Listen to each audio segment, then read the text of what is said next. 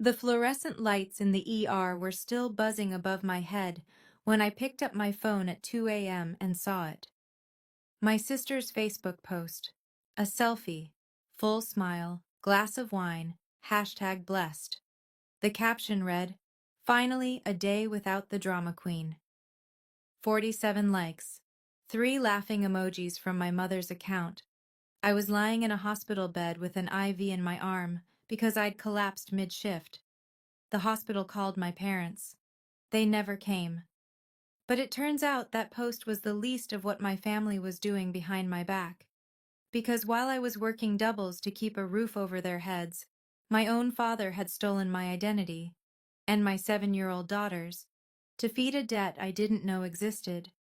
And they were 2 weeks away from having me declared legally incompetent to take everything I owned.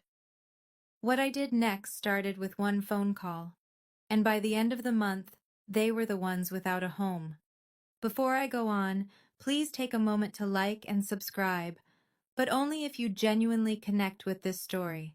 And if you want, drop your location and your local time in the comments. I love knowing where you're listening from. My name is Donna. I'm 33. I'm a night shift nurse and a single mom to a 7-year-old named Lily.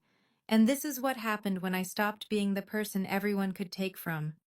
Now let me take you back to a Tuesday evening in October, the night my body finally gave out. The hallway at Ridgemont County Hospital smelled like floor wax and stale coffee. I was 14 hours into a shift that was only supposed to be 10. Carla, the other night nurse, had called out with the flu. So I stayed. I always stayed. My hands had started shaking around hour 11, not the kind of shaking you notice. The kind you hide. You press your palms flat against the med cart.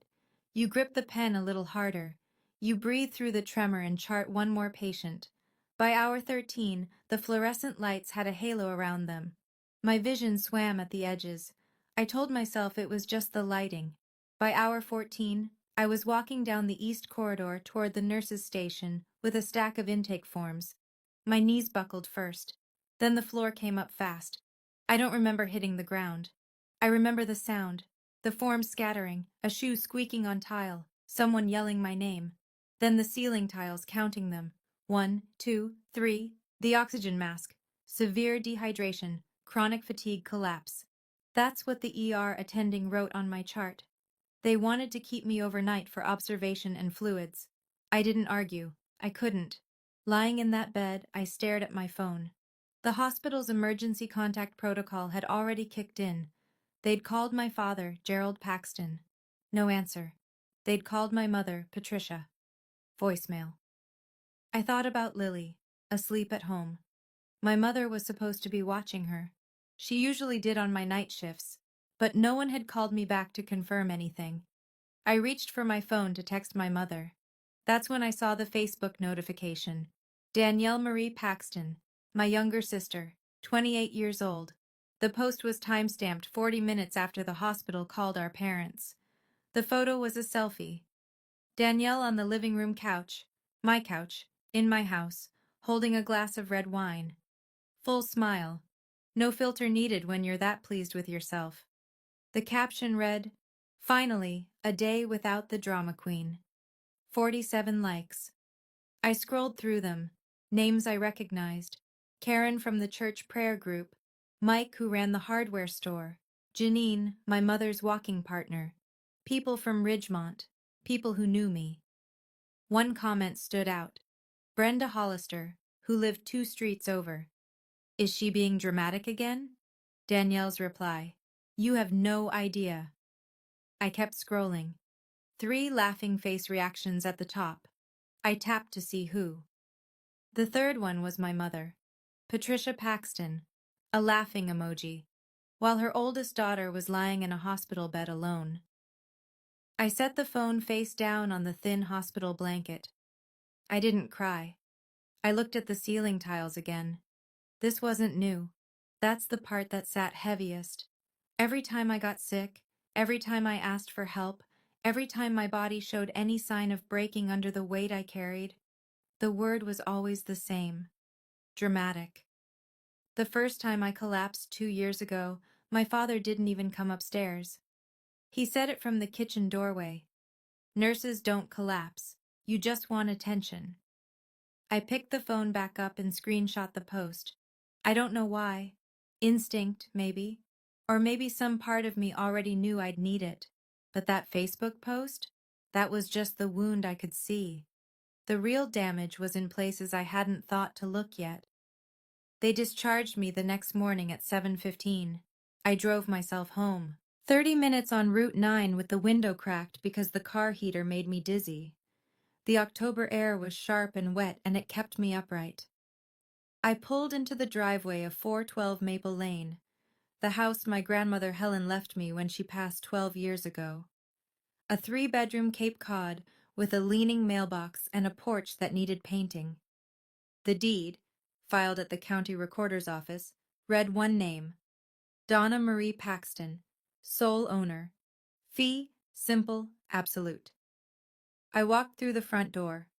Gerald sat in the recliner, watching a morning talk show. He glanced up, glanced back at the screen. You look fine. Don't make a thing out of it. In the kitchen, my mother stood at the stove, stirring oatmeal. She didn't turn around. There's coffee if you want it. Danielle was on the sofa, scrolling her phone. She didn't look up at all. I stood in the hallway of my own house and waited. 3 seconds. 5. Nobody asked. Nobody said, "Are you okay?" Nobody said anything. I went upstairs. Lily was sitting on her bed, already dressed for school, her backpack on. She threw her arms around me. "Mama, Grandpa said you were just tired." "I'm okay, baby," I said. "Let me change and I'll take you." I held her for a long time. Then I set her down and looked around the room. Her small room in the house my grandmother gave me. The house where my family lived rent-free because I believed that's what family meant.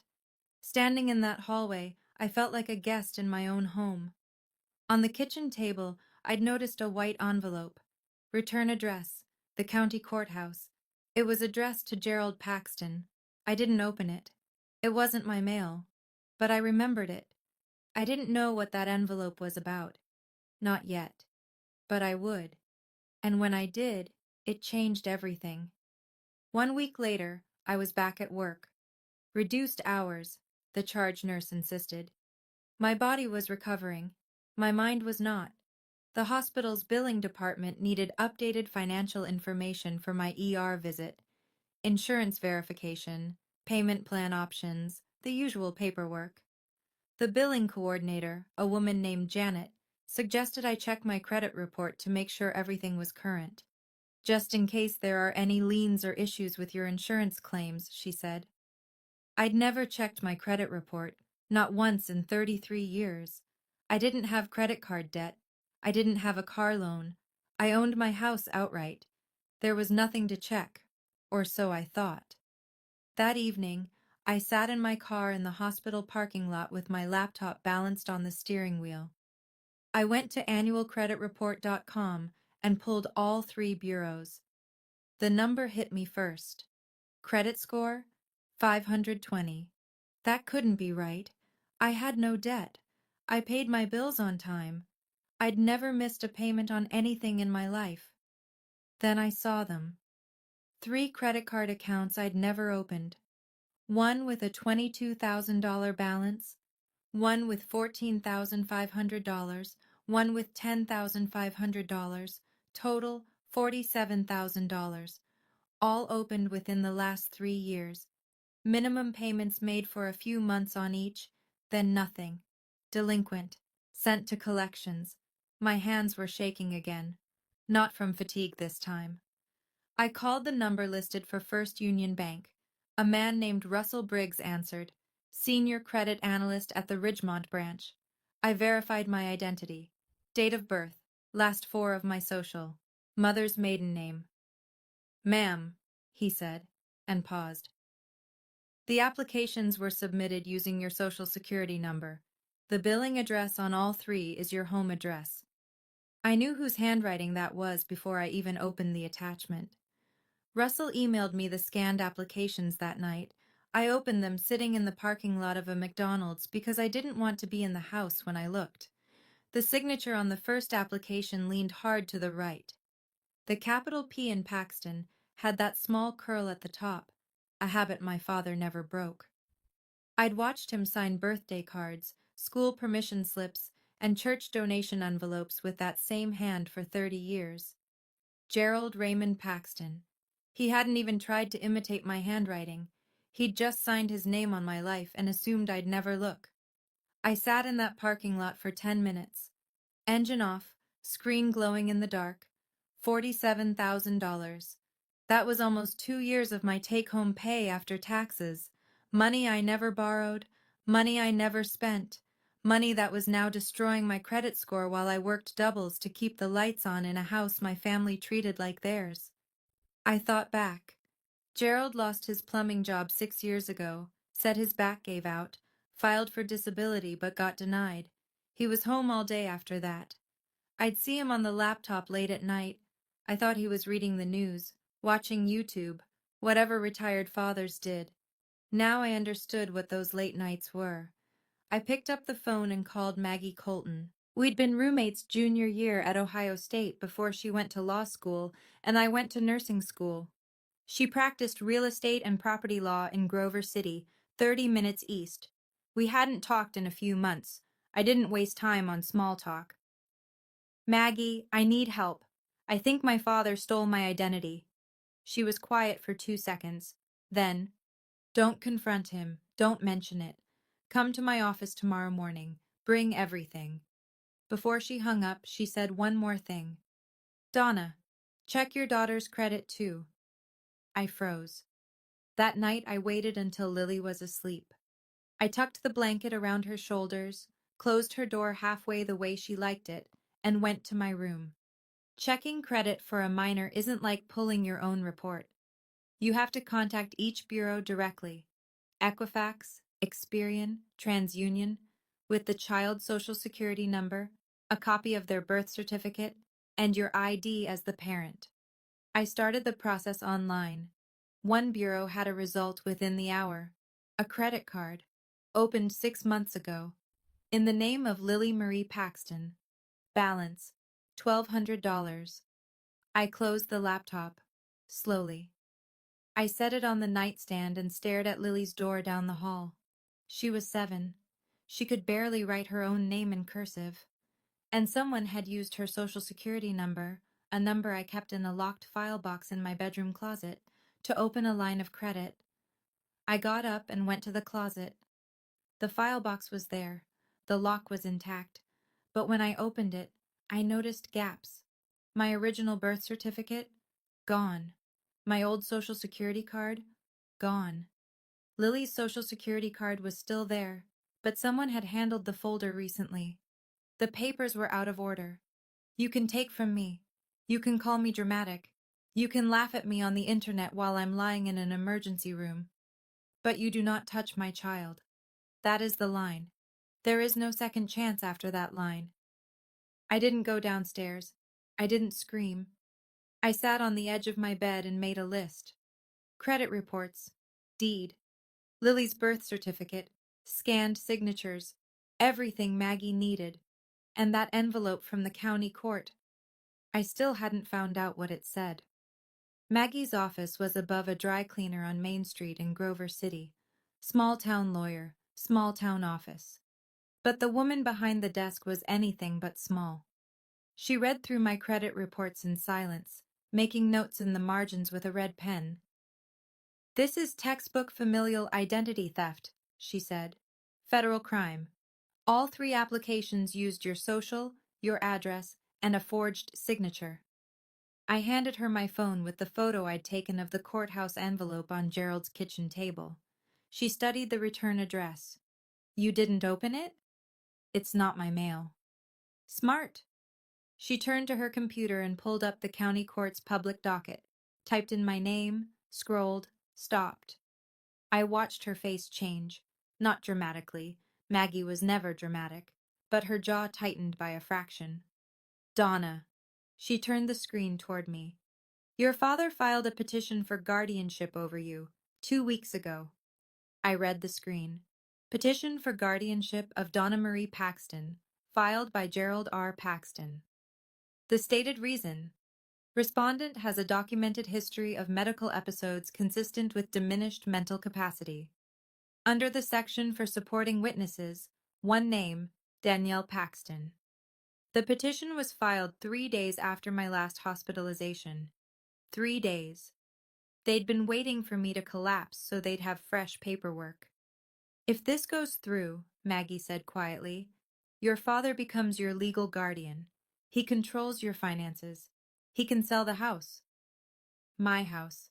The house my grandmother left to me. The house where Gerald Paxton had lived rent-free for 12 years while stealing my identity and gambling away $47,000 under my name. My own sister signed a sworn statement saying I was mentally unfit. The same sister who posted a selfie while I was in the ER. Maggie told me not to confront him. But that evening, standing in the kitchen of my own house, I needed to see his face when I asked. Not to expose him, just to know. Gerald was pouring coffee, his back to me. The TV murmured from the living room. Dad, have you ever used my social security number for anything? He didn't turn around. What kind of question is that? A straightforward one. He set the pot down, still facing the counter. No. Why would I? I checked my credit today. 5 seconds of silence. He picked up his mug, took a sip, turned around slowly. His face was flat, practiced. Credit reports have errors all the time. Don't get worked up. 3 cards, $47,000. His eyes flickered, just for a half second, then steadied. I don't know what you're talking about, and I don't appreciate the accusation. My mother appeared in the doorway. She must have been listening from the hall. What's going on? Gerald cut in before I could answer. She's starting again. Patricia looked at me with that particular expression, the one she wore when she wanted me to feel like the problem. Please don't do this tonight. We just had dinner. I looked at my mother. Did you know? Know what? Donna, you're scaring me. I held her eyes for a long moment. Then I stood up from the table. Okay. I walked to the stairs. I was 4 steps up when I heard it. Gerald's voice, low, almost a hiss, directed at Patricia. She's digging. We need to move faster. He didn't know I could hear, and he didn't know I already knew what they were moving toward. The next morning, I was packing Lily's lunch, turkey sandwich, apple slices, juice box, when my phone rang. Danielle. I answered. Hey. Her voice was soft, concerned. The performance had already started. I heard you were upset about some credit stuff. Dad told me. Did he? Look, everyone's worried about you. After the hospital thing, maybe you should take a break, like really talk to someone. You mean a therapist, to prove I'm unstable. A pause. She recovered quickly. I mean someone who can help. Danny, did you sign a document at the county courthouse 2 weeks ago? The pause this time was longer. I could hear her breathing shift. That was just in case. Dad said it was to protect you. Protect me from what? From yourself, Donna. You collapsed at work, twice in 3 years. You can't keep going like this. I closed Lily's lunchbox. Click. I collapsed because I work 70 hours a week to keep a roof over all 4 of you, in my house. It's the family's house. Read the deed, Danny. She hung up. Lily came downstairs with her backpack. Who was on the phone, Mama? Aunt Danny. Is she coming over? No, baby. Let's get you to school. I drove Lily to Ridgemont Elementary and watched her walk through the doors. Then I sat in the car for a minute, gripping the steering wheel. 10 minutes later, Gerald called. I let it ring through to voicemail. His voice was tight, controlled, the way it got when he was cornered. You need to stop this nonsense, girl. I'm your father. Everything I've done is for this family. If you push this, you won't have a family left. And I already told Pastor Avery we're having a family meeting Sunday. to sort this out. Together, the way families do. I saved the voicemail. I was going to need it. 2 days later, I was back in Maggie's office. She had the deed spread out on her desk beside a property title search she'd run overnight. Donna Marie Paxton, sole owner, fee simple absolute, she read aloud. No co-owners, no liens, except the fraudulent credit accounts, which we'll have removed once the identity theft report processes. No mortgage, clean title. So I can sell it. You can sell it today if you want. You don't need anyone's permission. They've lived there 12 years. Can they claim anything? Maggie leaned back. Did they ever pay rent? No. Is there a lease, written or verbal agreement? No. They're my parents. I just let them stay. Then legally, they're licensees. You can revoke that license with 30 days written notice. Ohio law doesn't require more than that for non-tenants without a lease. I sat with that for a moment. 12 years of open doors, and legally, they had less right to that house than a month-to-month renter. Maggie gave me the name of a realtor in Grover City, not Ridgemont, where gossip traveled faster than the mail. I met her the following afternoon. Her name was Lynn Draper. She walked through 412 Maple Lane while my family was out. Gerald at his Tuesday card game, Patricia at the church, Danielle at work. Lynn took photos, measured rooms, and checked the roof from the driveway. I'd listed at 185, she said. Solid neighborhood, good bones. I signed the listing agreement in her car, but I told her to hold it. Don't put it on the MLS yet. When? She asked. I'll tell you when. The house was ready to go, but I needed one more thing before I could move. The next morning, I filed identity theft reports on identitytheft.gov. One for me, one for Lily. The FTC assigned case numbers within minutes. I printed the confirmations and drove to the Ridgemont Police Department. Officer Dale Harris was at the front desk. Mid-40s, crew cut, a calm face that had probably heard worse. I laid the credit reports, the scanned applications with Gerald's handwriting, and the FTC confirmation numbers on the counter. I need to file a report for identity theft, I said. The person who did it is my father. He lives in my house. Harris looked at the paperwork, looked at me, nodded once. Have a seat, ma'am. This'll take about an hour. It took an hour and 20 minutes. He documented everything, gave me a case number and his direct line. That afternoon, Maggie filed a motion to dismiss the guardianship petition at the county court. She attached two things. First, a letter from my personal physician, Dr. Annette Rourke, confirming that my hospitalizations were caused by physical exhaustion and dehydration, not mental illness, not cognitive impairment, not diminished capacity. Second, the identity theft report, establishing that Gerald had a direct financial motive to gain control of my assets. The judge will see this before the hearing date, Maggie said. It's strong. That night, I listened to Gerald's voicemail one more time. His voice played through my earbuds while Lily slept down the hall. If you push this, you won't have a family left.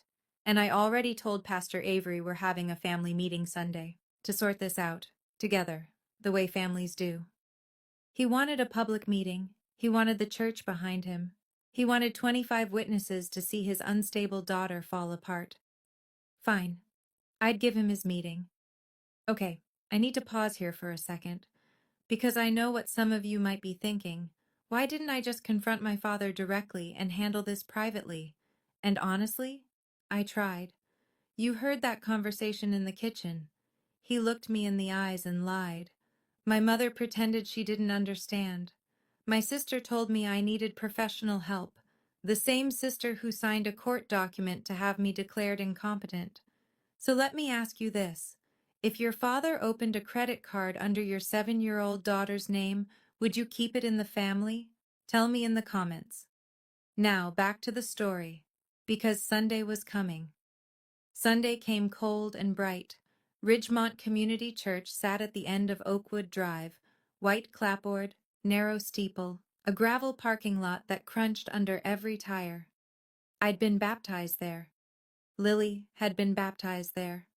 My grandmother Helen's funeral had been held in the front pew 12 years ago. After the morning service, Gerald stood up near the coffee table in the fellowship hall and announced that the family was hosting a potluck gathering. Most of the congregation stayed. He'd been working the room all week. I learned this later. Phone calls, private conversations after Wednesday prayer group. We're worried about Donna. She hasn't been herself. We'd appreciate your support. 25 people arranged their folding chairs in a loose circle on the linoleum floor, metal legs scraping tile. The fluorescent lights hummed the same pitch as the ones in the ER. I noticed that. Pastor Tom Avery sat at the head of the circle, Bible on his knee, looking like a man who'd agreed to referee something he didn't fully understand. Gerald sat across from him. Pressed shirt, serious expression, the concerned patriarch. Patricia was beside him, eyes already red, tissue in her hand, ready. Danielle sat to their left, arms crossed, jaw tight. I walked in with Lily. She was carrying a coloring book and a box of crayons. I found 2 chairs near the door and sat down. 25 faces turned toward me, some with sympathy, some with curiosity. A few with the particular look people get when they've already decided what they're seeing. Gerald cleared his throat and stood. Thank you all for being here. As some of you know, our Donna has been going through a difficult time. He swept his gaze across the room. She's been in the hospital twice.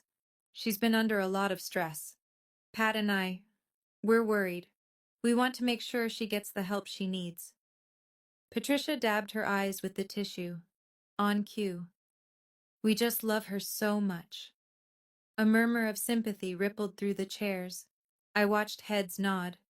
Glenda Morrison, 70 years old and sitting near the window, pressed her hand to her chest. Ted Buckley, mid-50s, leaned forward with his elbows on his knees. The room was tilting Gerald's direction, and he knew it. He continued, voice steady, measured.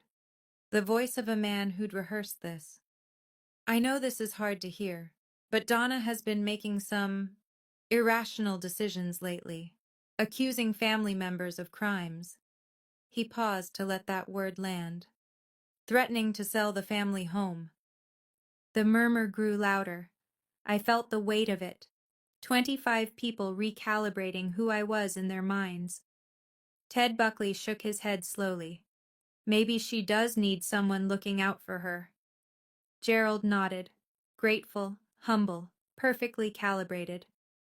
The court needs to know that the community sees what we see, that she needs someone to help manage her affairs, just temporarily, until she's better.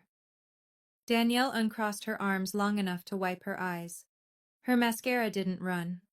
I noticed that too. I sat still. Lily colored beside me, a purple house with a yellow sun. The sound of her crayon on paper was the only honest thing in that room. Pastor Avery shifted in his chair. He looked at Gerald, then at me. Something in his expression was still unsettled. Gerald, he said carefully, has Donna agreed to this meeting? Gerald spread his hands. She's here, isn't she? Avery turned to me. Donna, would you like to say anything? I looked up from Lily's drawing. 25 pairs of eyes, the fluorescent hum, the smell of coffee and sheet cake. Yes, I said, I would.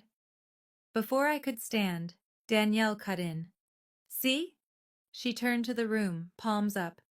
She's doing it again, making everything about her.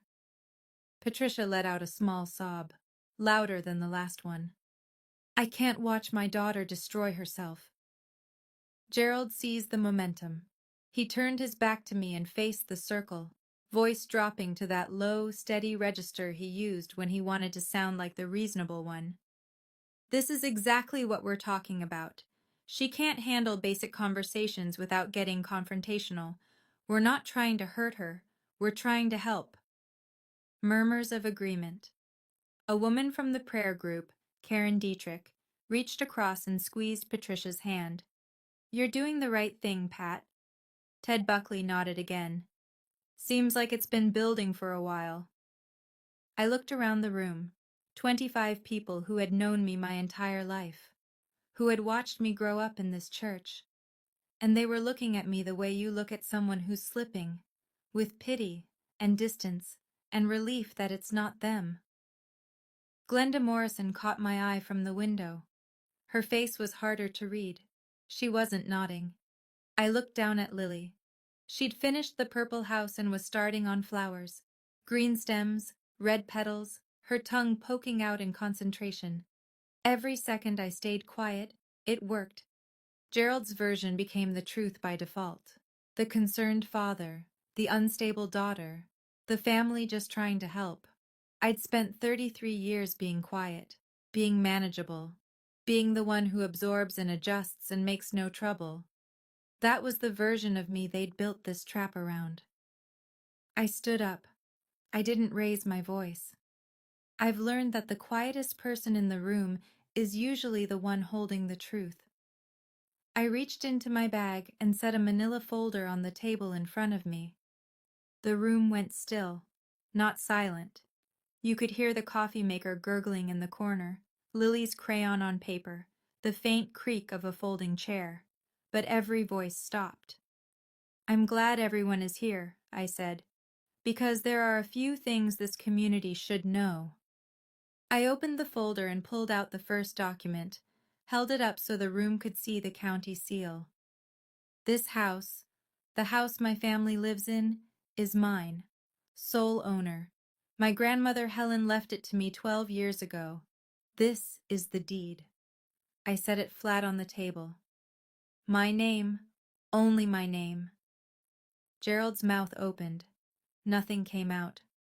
"My father, my mother, and my sister have lived in my house rent-free for 12 years. I never asked for $1.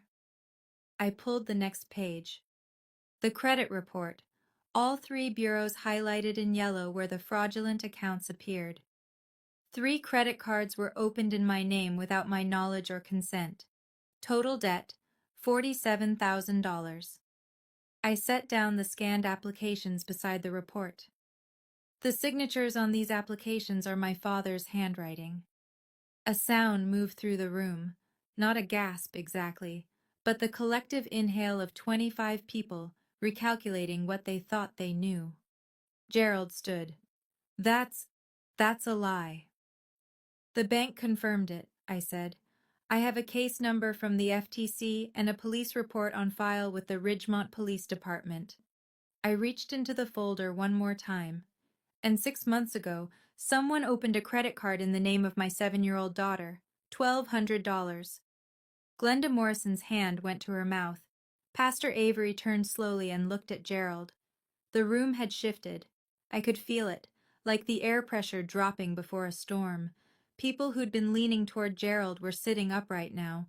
Karen Dietrich had pulled her hand away from Patricia's. I wasn't done. "But that's not all my father has been doing." I kept my voice level. No tremor, no anger, just facts. 2 weeks after my last hospitalization, he filed a petition at the county courthouse to have me declared legally incompetent. I set the printed copy of the docket entry on the table. Public record. Maggie had obtained it from the court clerk. If this petition went through, my father would become my legal guardian. He would control my finances. I looked directly at Gerald.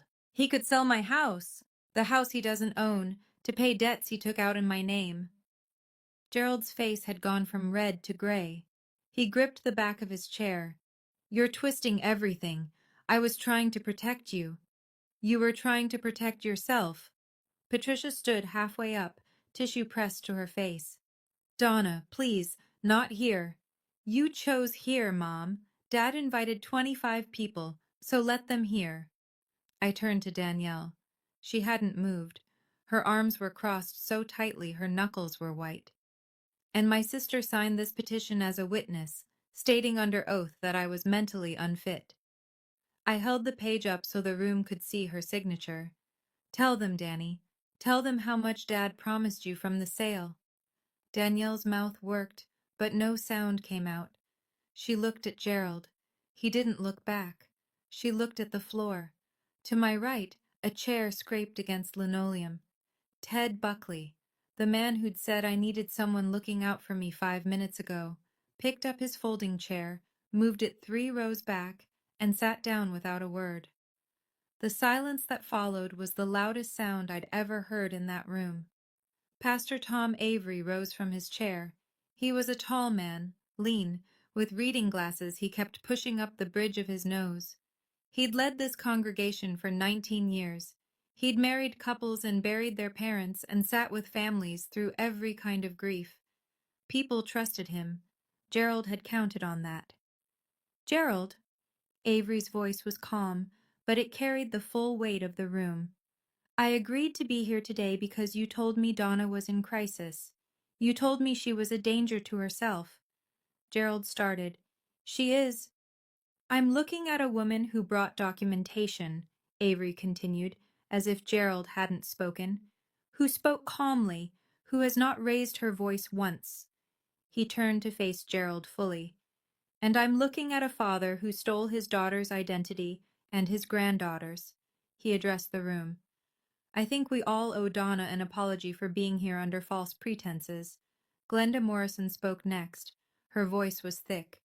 Gerald Paxton, I've known you 30 years. Shame on you. Karen Dietrich pulled her chair 6 inches away from Patricia. She didn't say anything. She didn't need to. Patricia was crying now. Not the rehearsed kind, the real kind. The kind that comes when the audience you spent your whole life performing for finally sees backstage. Gerald's voice cracked for the first time. You don't understand. I was going to pay it back. I had a plan. Your plan was to sell my house, I said. He had nothing left. He stood there, 61 years old, in his pressed Sunday shirt, in a church where everyone had called him by his first name for 3 decades, and he had nothing. But I wasn't done, because there was one more thing I hadn't told them yet. One more thing. I reached into my bag. As of this morning, my house is listed for sale. The room rustled. Someone in the back whispered something I couldn't catch. Gerald's head snapped up. You can't do that. We live there. You live in my house, without a lease, without paying rent. I pulled 3 white envelopes from the folder and set them on the table, one in front of Gerald, one in front of Patricia, one in front of Danielle's empty chair. She'd gone rigid but hadn't left. My attorney has prepared 30-day written notice for all 3 of you. That's more than the law requires. Gerald stared at the envelope like it might detonate. Where are we supposed to go? I let that question sit in the air for a moment. I wanted every person in that room to hear it. That's the first time in 12 years you've had to answer that question. I've been answering it for you my entire adult life. Patricia clutched Gerald's arm. Donna, you can't throw your parents out on the street. I'm not throwing you out. I'm giving you 30 days' notice, in writing. I kept my voice steady. Which is more courtesy than you gave me when you tried to have me declared incompetent. Danielle stood up, grabbed her purse. Her chair tipped backward and clattered against the linoleum. She walked toward the door and said, just loud enough for the front row to hear, This is insane. The door closed behind her. Nobody followed. I looked at Gerald. He was still holding the envelope. His hands shook slightly. Patricia was pressed against his shoulder, tears running mascara down her cheeks. I closed my folder. I didn't feel triumphant. I felt like a woman who'd just finished the hardest thing she'd ever done, standing in a church where she'd been baptized. I turned to Pastor Avery. Thank you for your time, Pastor. He met my eyes. There was no pity in his face, just respect, and something that looked like sorrow for what had brought us here. Donna, if you or Lily need anything, this church is here for you. I nodded. I looked down at Lily. She'd finished her coloring page. A purple house, yellow sun, green flowers. She held it up to show me, oblivious to everything that had just happened above her head. Ready, baby? Can I bring the crayons? You can bring the crayons. I took her hand and walked toward the door. Glenda Morrison was standing near the exit. She reached out and took my free hand in both of hers. Her fingers were thin and warm. Your grandmother Helen would be proud of you, sweetheart. My throat tightened. That was the first time all day. Thank you, Mrs. Morrison. Outside, the October sun was low and gold. The gravel crunched under our shoes. Lily skipped ahead toward the car, coloring book tucked under her arm. Mama, why was Grandpa upset? I unlocked the car and opened her door. Because things are going to be different now, baby. But different can be good. She considered this with the seriousness only a 7-year-old can manage. Then she climbed in and buckled herself. I sat in the driver's seat, started the engine, pulled out of the parking lot. I didn't feel victorious. I felt tired, but it was a different kind of tired. The kind that comes after you finally set down something you've been carrying too long. My phone buzzed. A text from an unknown number. Donna, this is Ted Buckley. I owe you an apology. I had no idea. If you need a reference for anything, work, housing, you call me. I put the phone down and drove. I want to pause again for just a moment, because I know this part of the story hits differently depending on where you're sitting. If you've ever had to hand an eviction notice to your own parent, or even just imagined what that would feel like, you know the weight of it. I didn't enjoy it. I didn't plan some dramatic speech. I just stopped absorbing what was never mine to carry. Here's what I want to know from you. Do you think 30 days was too generous for people who tried to have me declared incompetent? Or should I have given them more time? Tell me in the comments. Okay, let me tell you what happened after that Sunday. The week after the church meeting, things moved fast, but through channels, not chaos. Maggie called on Thursday. The judge had reviewed her motion to dismiss the guardianship petition. He'd seen the identity theft report, the FTC case numbers, Dr. Rourke's medical letter confirming my full cognitive and legal capacity, and the documented financial motive Gerald had for seeking control of my assets. The petition was dismissed without a hearing. The judge added a note to the file. Petitioner appears to have a significant conflict of interest. That same week, Officer Harris at the Ridgemont PD called to confirm the investigation was active. Gerald had been summoned for a formal interview at the station. He hired an attorney, the same cut-rate lawyer from the next county who'd helped him file the guardianship papers. That attorney, after reviewing the evidence Maggie had compiled, withdrew from the case within 48 hours. The fraudulent credit accounts under my name were frozen by all 3 bureaus. The dispute process would take 2 to 3 months, but Russell Briggs at First Union confirmed I would not be held liable for the $47,000. The account opened under Lily's name was closed immediately. Her credit file was wiped clean. Gerald called me on a Wednesday evening. His voice was different, stripped of the authority, the posture, the practiced calm. He sounded like a man standing at the edge of something he couldn't talk his way out of. Donna, please. I'm going to jail. I'm your father. I was standing in the kitchen, washing Lily's dinner plate. I held the phone against my ear and watched the soap bubbles slide off the ceramic. You should have thought about that before you stole from your granddaughter. I hung up. I finished the dishes. I dried my hands. And I felt nothing that needed forgiving. The social fallout in a small town doesn't arrive all at once. It seeps, like water finding cracks in a foundation. Patricia tried to attend Wednesday prayer group the following week. Glenda Morrison told me about it later, gently, like she was reporting the weather. Your mother came in and sat down. Nobody moved, but nobody sat next to her either. She left before the opening prayer. It wasn't cruelty. It was something quieter and worse. The silence of people who didn't know what to say to a woman who'd watched her husband steal her daughter's identity and chosen to look the other way.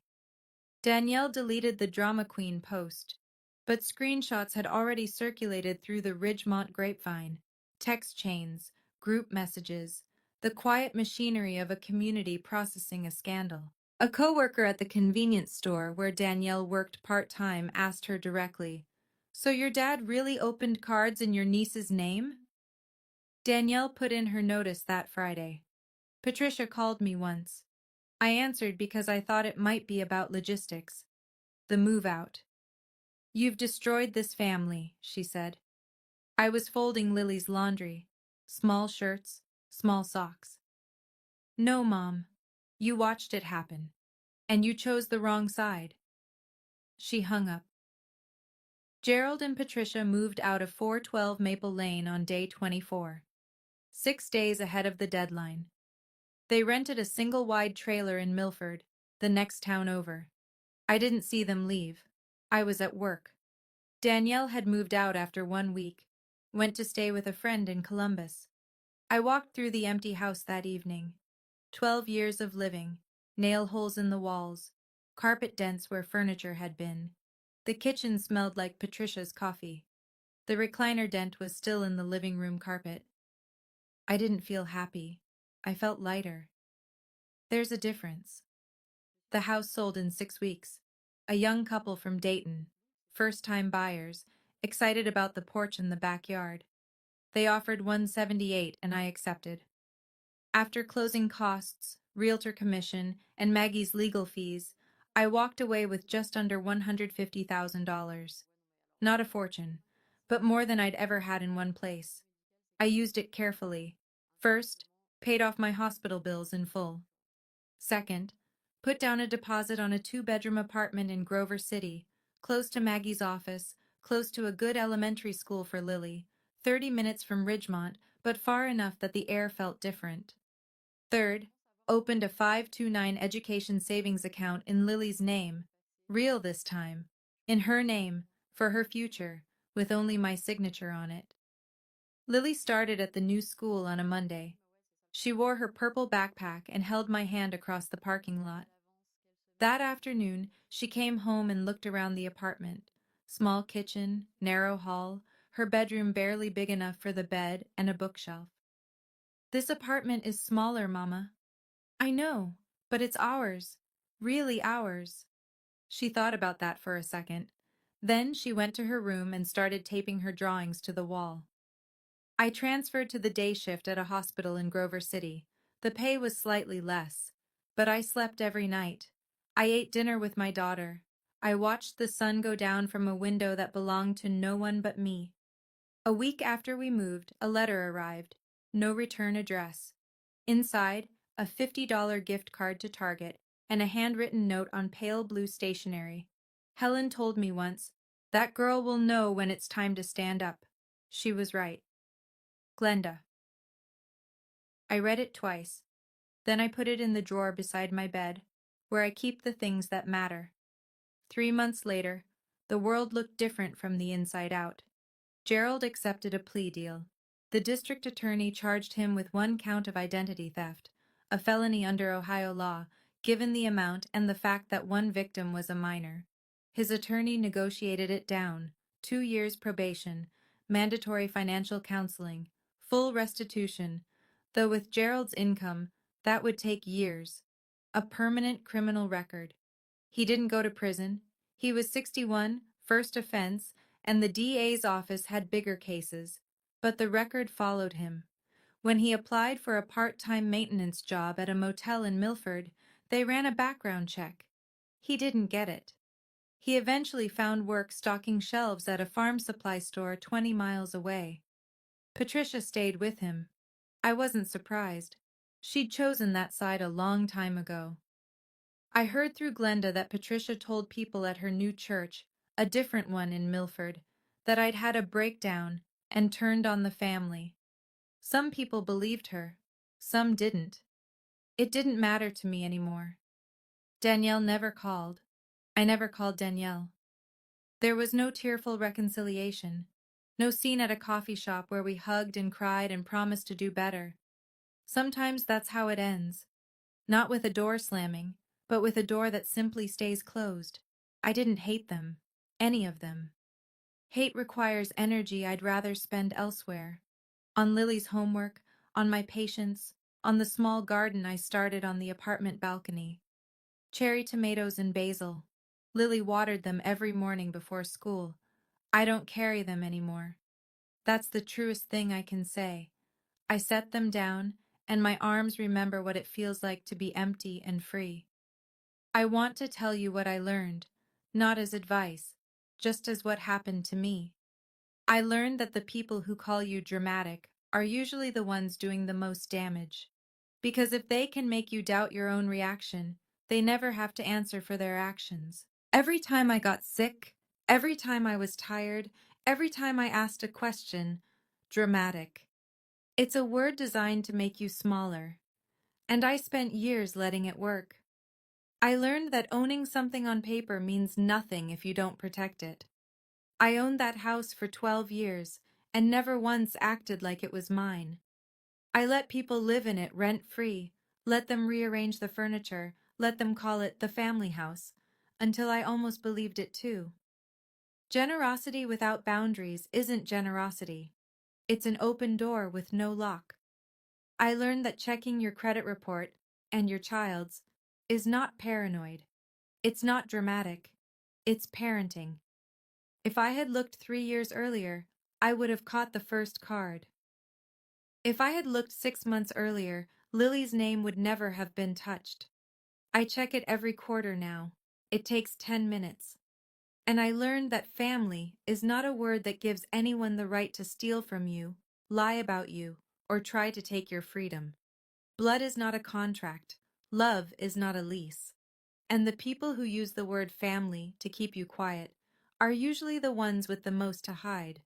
Setting a boundary is not revenge. It's the first step toward peace. Lily asked me last week if she'd ever see Grandpa again. I told her the truth. I don't know, baby, but I know you're safe. She nodded, picked up her crayon, and went back to drawing. That was enough. It's a Tuesday evening. The apartment is quiet. Lily sits at the kitchen table, bent over a sheet of white paper with her crayons spread around her like a tiny artist's studio. I'm at the sink, washing the last of the dinner plates. The window above the faucet looks out over the parking lot, and beyond it, a row of maple trees just starting to turn. Mama, look. I dry my hands and walk over. She holds up the drawing. Two people standing in front of a small house. The taller one has brown hair and is smiling. The shorter one is holding the taller one's hand. There are flowers in the yard, red and purple, and a yellow sun in the corner with rays that extend to the edges of the page. That's us, Mama. It is. She goes back to adding details. A cat, apparently. We don't have a cat, but in Lily's world we do, and that's fine. I go back to the sink. The water runs warm over my hands. My grandmother Helen used to say something. She'd say it while she was hanging laundry or shelling peas or doing the 100 small things that held a house together.